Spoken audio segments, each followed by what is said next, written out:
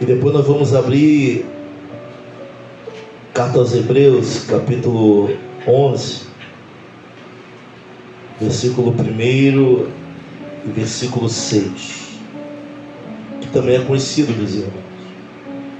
Às vezes ele trouxe uma perspectiva, e o tema da nossa mensagem é gerando perspectivas em Cristo. É o tema da mensagem desta noite, diferente do que eu tinha visto antes. Confesso que já preguei várias vezes, algumas vezes em cima desses dois capítulos, mas eu não tinha essa visão ao qual Deus deu sobre algumas questões desse capítulo. Talvez nem você tenha também. Então diz assim o versículo 21: e passando outra vez num barco para o outro lado, ajuntou-se a ele uma grande multidão, e ele estava junto do mar. Eis que chegou um dos principais das sinagogas, por nome Jairo, e vendo, prostrou-se aos seus pés, e rogava-lhe muito, dizendo: minha filha está moribunda, rogo-te que venhas e lhe impõe as mãos para que sare e viva. Vou repetir o versículo 23. E rogava-lhe muito, dizendo: minha filha está moribunda, rogo-te que venhas e lhe impõe as mãos para que sare e viva. Eu estou repetindo o versículo 23, não é por acaso. Ele se encontra com Cristo e ele vai pedir algo, e por meio disso ele entende que o milagre vai acontecer na vida dele, da filha dela. Versículo 26, ou melhor, 25.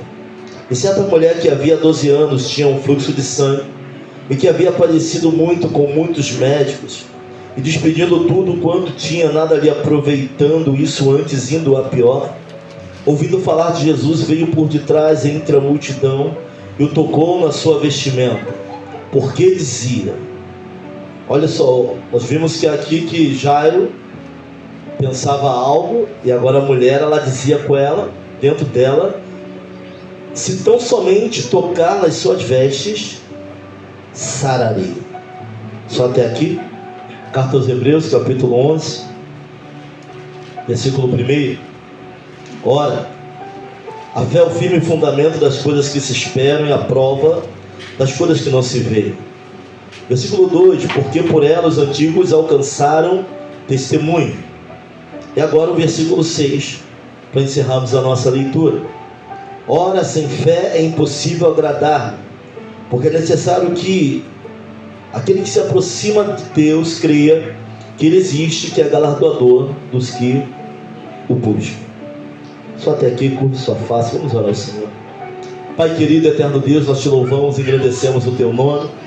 Nós te glorificamos nesta noite, é a noite de oração a ti, é a noite de descermos, Senhor, a tua presença e declararmos que tu és poderoso, digno de todo louvor, digno de toda adoração. Eu não sei como está o coração e a vida de cada um aqui, mas nós entendemos que a tua palavra, ela pode nos trazer novas perspectivas. E é justamente sobre isso, Senhor, que o Senhor venha sobre nós ampliando a visão, ampliando o entendimento, trazendo, Senhor, entendimento daquilo da tua boa, perfeita e agradável vontade, porque só assim, Senhor amado, nós vamos entender os teus preceitos. Quebra as cadeias, tira toda a confusão, porque do homem cabe a confusão de rosto, mas de ti vem a palavra reta, a palavra rema. Senhor, do mais inquieto que esteja aqui nesta noite, nós te pedimos paz e graça sobre cada um de nós. Assim nós oramos e te agradecemos, no nome que é sobre todo nome, nome poderoso de Jesus. Amém e amém. Glória a Deus. Louvado seja o nome do Senhor. E talvez você não esteja entendendo porque nós pegamos esses dois capítulos. Não se trata nem de uma referência cruzada, mas é porque Deus falou no meu coração sobre essa questão da fé.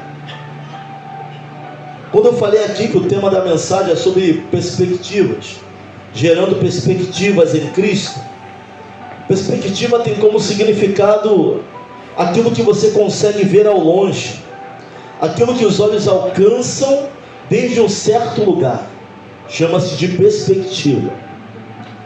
Panorama, sensação esperançosa.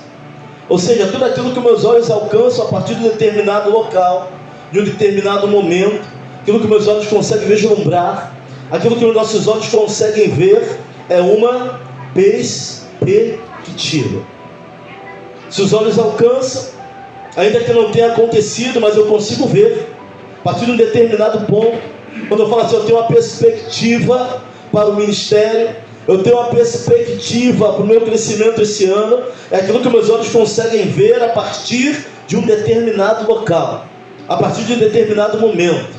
Chama-se perspectiva, também considerado como sensação esperançosa. O fato é que sem fé não tem perspectiva. A fé gera em nós uma perspectiva a partir daquilo que entendemos, a partir de um determinado momento da nossa vida, a partir daquilo que estamos vivendo. A fé vai gerar em nós perspectivas. E eu sinto a presença de Deus naquilo que eu estou falando. Quando nós olhamos aqui o conceito de fé, é o firme fundamento das coisas que se esperam. Firme fundamento é algo firme, é algo firmado, não é algo fantasioso, sabe? É algo que tem raiz, é o firme fundamento das coisas que se esperam. E a Bíblia vai dizer que a fé vem do ouvir, e do ouvir a palavra de Deus. Então a fé começa onde? Na palavra. Em tudo aquilo que Ele é, em tudo aquilo que Ele fez, tudo aquilo que Ele significa, sua obra redentora vai firmar a nossa fé. Estamos firmados nisso, no firme fundamento. Firme fundamento. Não uma fé espetaculosa, não. Firme fundamento. As coisas que se ouve, que se vê, quando fala de ouvir a palavra, não é eu entrar no ouvido e sair no outro, mas aquilo que é retido, aquilo que é guardado. E essa fé que é gerada em nós, por intermédio da palavra, do Evangelho, tudo aquilo que Cristo fez na nossa vida, vai dizer também que é o fundamento das coisas que se esperam, prova ou convicção daquilo que não se vê. Eu não vejo, mas a fé vai gerar em mim uma expectativa, uma esperança, mesmo eu não vendo. A fé gera em nós uma esperança. A fé gera em nós uma expectativa. E ele vai dizer mais, porque pela fé eu considero, carta aos Hebreus capítulo 11, a galeria dos heróis da fé. É o nome que eu dou para ela. Porque vai dizer que pela fé, por essa convicção, por esse firme fundamento, pelas expectativas geradas na vida do homem, geradas por quê? Pelo próprio Deus, através da sua palavra, homens fizeram coisas notáveis nas mãos do Senhor. Ele vai dar uma relação de pessoas que romperam. Distância, não teve distância para parar, não teve perseguição para parar, não teve útero infrutífero para parar. Deus, ele abriu a madre, Deus, ele abriu o mar, e vai falar que pela fé, até quem não quis título, antes preferiu ser dado como fugitivo, Deus glorificou e honrou o nome, pela fé. Galeria dos heróis da fé. Mas nós vamos ver a fé gerando perspectiva, gerando visão ao longe, daquilo que nem havia acontecido ainda. A fé gera tudo isso. Eu quero falar dessa perspectiva, dessa visão, a partir de um ponto, ao longe, daquilo que Deus, através da sua palavra, e daquilo que nós precisamos gerar em nós, essa perspectiva. O versículo 6, ele vai dizer que sem fé é impossível agradar a Deus, porque é necessário que aquele que se aproxima dele creia. Em algumas versões, aquele que se aproxima dele acredite. E galardão, que ele é galardoador. Em algumas versões está dizendo, acredite que ele é o compensador daqueles que se aproximam dele. Então a própria palavra vai falar, olha, nós temos que criar perspectivas em Deus. O que é alguém que te recompensa? Você vai criar uma perspectiva. Aquele que se aproxima dele tem que ter uma perspectiva de que ele que recompensa. E essa recompensa aqui não fala só de vida eterna. Aqui pelo menos não tem uma relação falando, não, é só na vida eterna, é só depois não. Que é todo aquele que se aproxima dele crê que ele é o recompensador, galardão, vem de recompensa. O que Paulo vai dizer quando está sendo entregue por libações?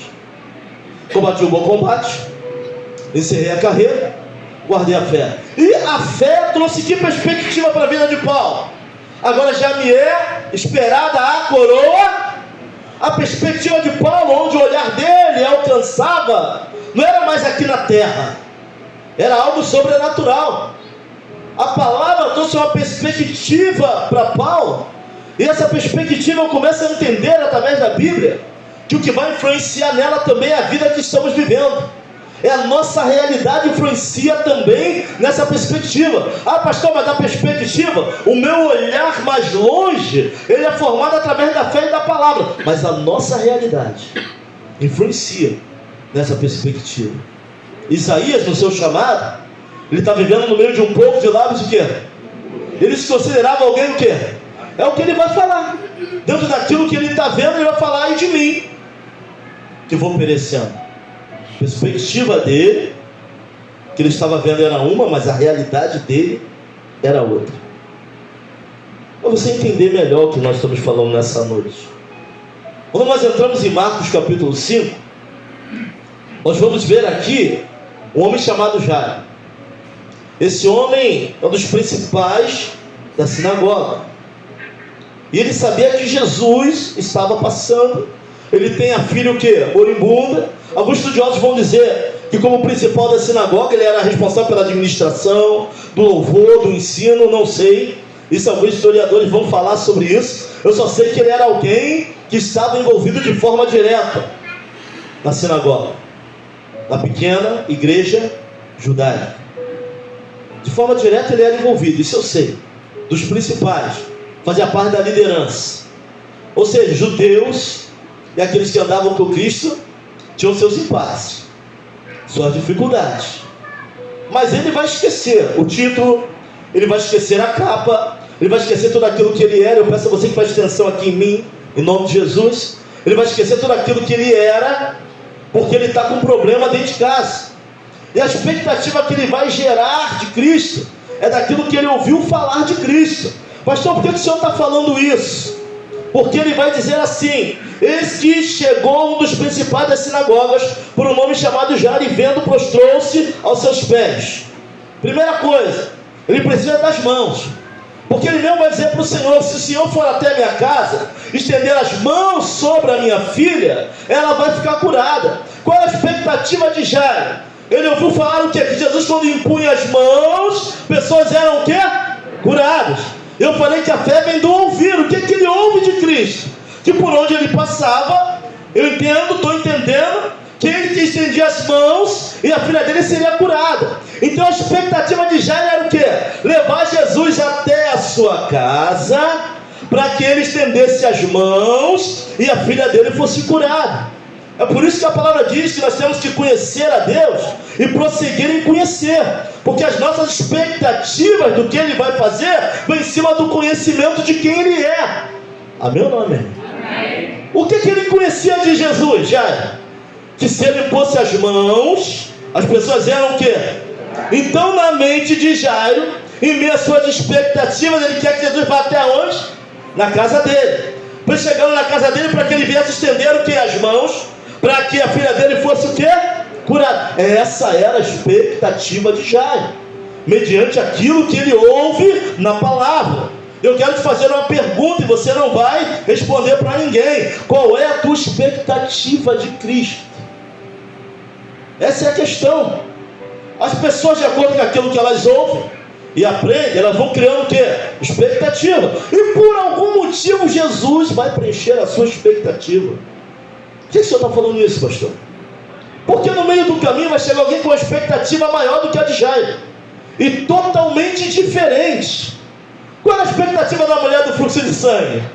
Se eu tão somente um precisava levar.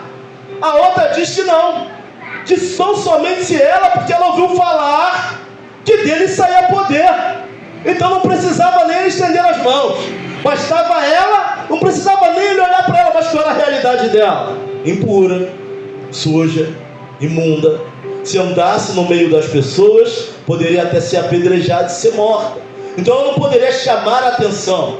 Então, apesar da gente ouvir a palavra e a fé ser gerada em nossos corações, a nossa realidade influencia na nossa expectativa.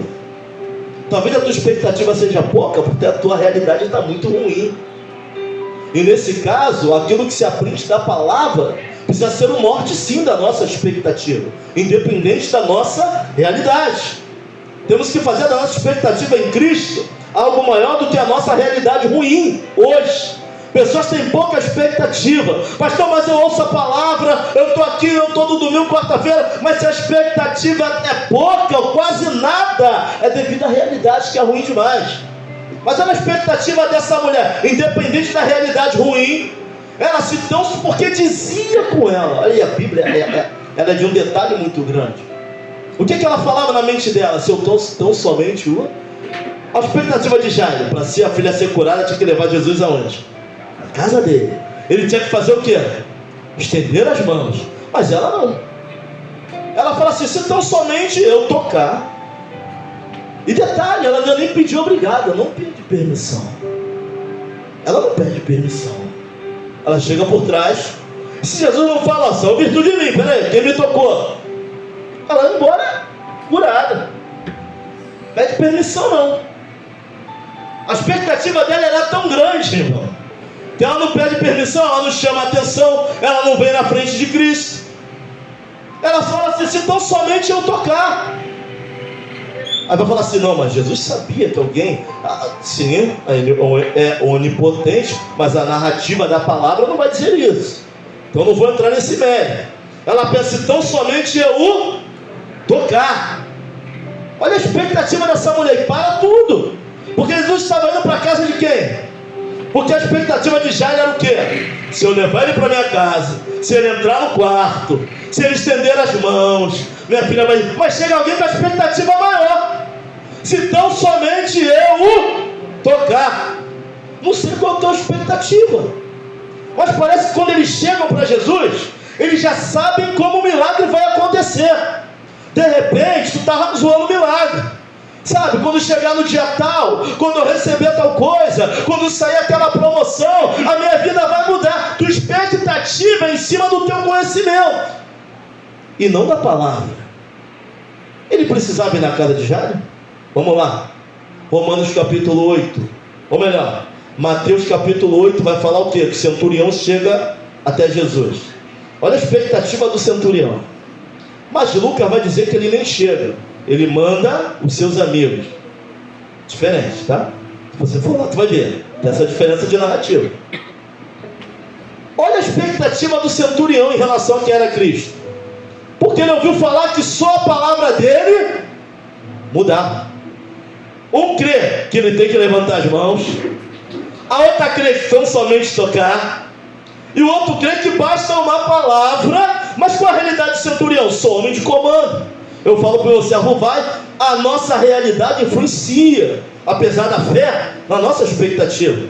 Um tinha que tocar, o outro tinha que ir lá. Irmão, é maior faxina, né? Vai lá em Nilópolis, Senhor, entra lá no quarto, estende as mãos, eu quero te levar. Não, é bom levar Jesus para a nossa casa. A outra também é maior faxina. Vem no meio da multidão, não era 10, não era 20, não, era muita gente. Mas a expectativa dela é, se não somente eu, a gente vai ter que entrar no santíssimo lugar. Se eu começar a te adorar, se eu sair das quatro paredes da igreja, se eu entrar na atmosfera de adoração, se eu tocar no Senhor, se a minha alma se ligar, se o meu espírito se ligar a ti, tu vai derramar. Expectativa tremenda, grandiosa. Agora olha a expectativa do centurião. Tu é homem de patente, assim como eu sou, não sou digno que o Senhor vá na minha casa, mas basta uma palavra aí para o meu servo ficar curado lá. É uma expectativa totalmente diferente.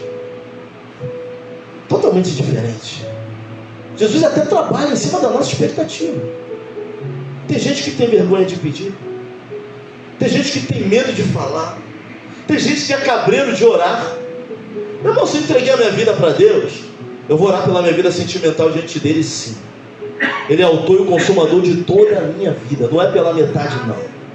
Se eu entreguei minha vida para Deus, eu vou orar pela minha vida financeira da igreja? Sim. Agora, se a tua expectativa é pouca nessa área, o que ele faz com o Jairo? Ele primeiro olha para a mulher do fluxo de sangue, tem uma expectativa maior do que Jairo. Quem me tocou? Porque de mim saiu o quê? Virtude. Ela vem tremendo, sou eu que te toquei, Senhor. Aí ela se apresenta, porque até então ela não tinha nem se apresentado. Olha a expectativa dessa mulher em relação ao que Deus era. Tudo isso é formado do quê? Aquilo que ela ouve falar. Fé vem do ouvir e do ouvir a palavra. Por isso que a gente tem que mergulhar na palavra, porque nossa expectativa, e não é pecado ter expectativa em Cristo não, porque a própria Bíblia vai dizer, sem fé é impossível agradar a Deus, porque ele é importante, é necessário que aquele que se aproxima dele creia que ele é quem recompensa. Tem expectativas em quem? Nele. Meu irmão, é diferente. Uma coisa é eu falar que Deus não precisa de mim, e não precisa. Outra coisa é eu falar se Deus precisa do pastor para que a Ivete vá para frente. Não precisa. Ele levanta outro muito melhor e bota aqui. Tá, se eu vou falar assim, ó, Deus precisa do diácono Leonardo para ministrar sobre a juventude. Ele não precisa. Ele traz de outro lugar e bota aqui. Agora, eu falar que Deus não tem prazer em agir através da minha vida é outra coisa. Ele pode até não precisar, mas Ele tem prazer em agir através da minha vida e da sua vida. Essa é a questão. Isso vem dele, não vem de nós. Ele pode até não precisar do diácono Fábio e de irmã Simone na frente do Ministério de Família, mas tem prazer em ministrar através da vida dele. Isso não é algo que você escolha, a escolha é dele, não é minha nem a sua. Ele tem prazer pela sua vontade, para a honra e glória do nome dele, ministrar a vidas através da nossa vida. Isso não é a gente que escolhe, não é porque você é bom, não é porque o seu currículo é muito, não tem nada a ver com isso. É ele que tem esse prazer em fazer, para a honra e para a glória do nome dele. Mas qual tem sido a sua expectativa em relação a Cristo? Que expectativa você tem gerado? Tem gente que não ora, tem gente que não pede, não me sinto assim, porque não, se ele é autor e consumador da tua fé, tem que entregar todas as áreas da sua vida a ele. Vai cuidar da área amorosa, vai cuidar da saúde, vai cuidar da área espiritual, principalmente da área financeira, porque subtrair isso da igreja é errado. Eu preciso dizer para a igreja nesta noite que Ele é Deus para cuidar de todas as áreas da sua vida. Nós aqui geramos expectativas muito poucas de quem Ele é. Tem gente mais ousada do que nós, irmãos, e vê as coisas acontecendo. É claro que o poder vem dele, a glória vem dele, mas Ele mesmo para olhar. Ué, se tu só acha que eu vou curar, então eu vou chegar na tua casa. Vai ter que esperar, porque entrar uma mulher na frente. Tem comercial na vida de Jairo, na história de Jairo, plim, plim, comercial. Jesus está vendo para onde? Vai ver uma expectativa maior. A mulher toca, ele para. A vida de Jairo para. Vou olhar para Jairo e falar assim, ó, para de enfadar o mestre. A menina já é morta. Ele vai olhar para Jairo e falar, não temas, creia apenas. Olha para alguém e fala, não temas, creia apenas. Deus é Deus, irmãos. É Deus para cobrir todas as nossas expectativas. A gente tem que parar de pensar que Deus se move de acordo com a nossa necessidade. Para com isso. Às vezes eu estou com uma dificuldade, eu vou orar. Eu acho que Deus se move a partir do momento do que eu preciso. Não. Ele vai se mover para a honra e glória do nome dele. Mas por misericórdia atende às nossas expectativas. Ele é Deus. Eu lembro que uma vez eu orei para a filha de uma irmã. As meninas tinham uma doença e não crescia cabelo, de jeito nenhum. E aí na oração ali fervorosa, a gente esquece quem é. A oração é um meio ousado e às vezes até meio ignorante. A gente esquece quem é Deus e que nós somos de vez em quando. Eu usei uma determinada palavra na oração. Eu falei, Senhor, a partir desta noite, até cabelo vai crescer na cabeça dessa menina, porque Tu é poderoso para quebrar as cadeias. Eu cheguei em casa muito arrependido da minha oração. Eu falei, Senhor, se não crescer cabelo, eu vou falar o quê para essa mãe?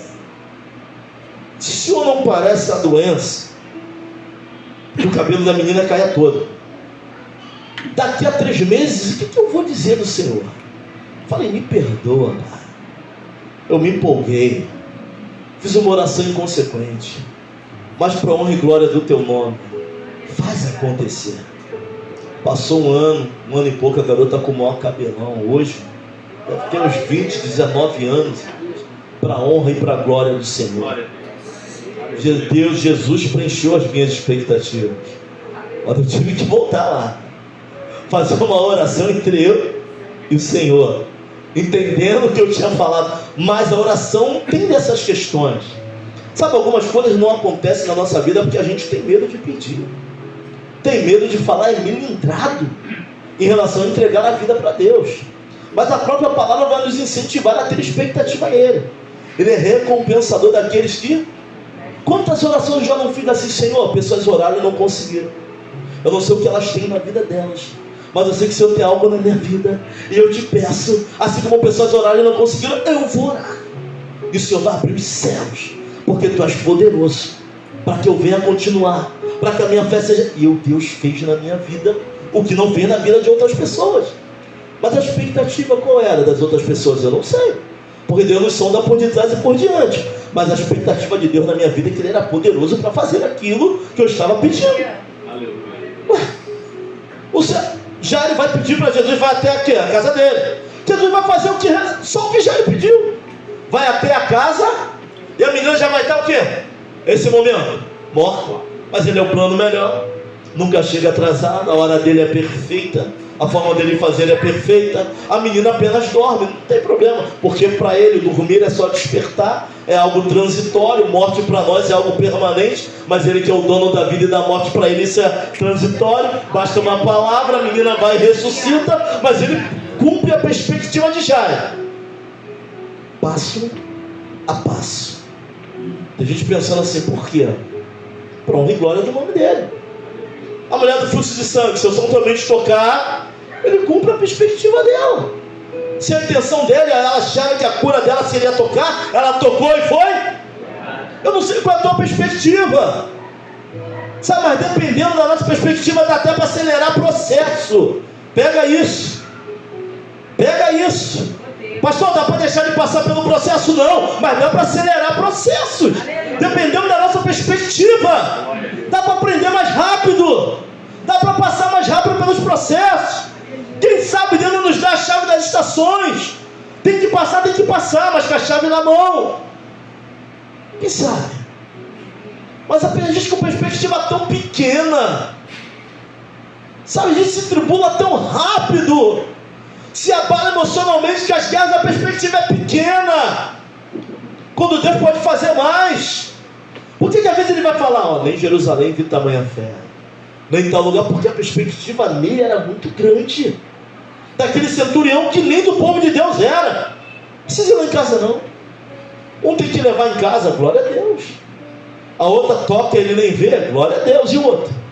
Não precisa ir lá em casa não. Basta apenas uma, o servo vai ser curado. Eu não sei qual é a tua perspectiva de Cristo, irmãos, mas a função da palavra é aumentar a nossa fé. E aumentando a nossa fé, a nossa perspectiva, o nosso olhar ao longe, a partir de um ponto. De que ponto? A partir do momento que a palavra entra no meu coração, esse evangelho é impresso na nossa alma, nós temos perspectivas. Mas Deus é soberano. Dentro da minha perspectiva, Ele vai fazer se Ele quiser. Mas como igreja, a gente desce. Como igreja, a gente mostra para Ele que a gente se chega diante dEle com fé e perspectiva de quem Ele é. Só vai dar para os filhos dEle aquilo que é importante para o nosso segmento. Isso é com Ele. Isso não é algo nosso, mas perspectiva nele a gente tem que ter. Não dá para vir no culto de quarta-feira sem perspectiva de que Ele vai fazer alguma coisa na minha vida, porque sem fé é impossível agradar a Deus. Tem que crer que Ele é o quê? Recompensador daqueles que buscam. É claro que tem que fazer a nossa parte. Não pode quebrar princípios. Você não pode estar quebrando palavra. É um conjunto. É adoração, mas oração é oração, mais jejum é leitura de palavra. Não é só isso, é isso e mais o quê? Mais um pouco. Mas talvez a tua situação esteja difícil e a tua perspectiva seja muito baixa. A questão é por quê? Se pessoas que só ouviram tiveram a perspectiva gigantesca. Sabe o que a Bíblia diz? Bem-aventurado aqueles que não viram e creram. Tem que ter aquele que tem uma perspectiva mesmo não vendo. Pastor, se eu nunca vi morto ressuscitar, mas eu creio como o ar que eu respiro. Minha perspectiva no Senhor, através da tua palavra, me faz crer que com o Senhor morto ressuscita, sim. Que com o Senhor prostituta vira mulher de Deus, sim. Que com o Senhor viciado é liberto para honra e glória do teu nome, sim. A nossa perspectiva precisa ser maior.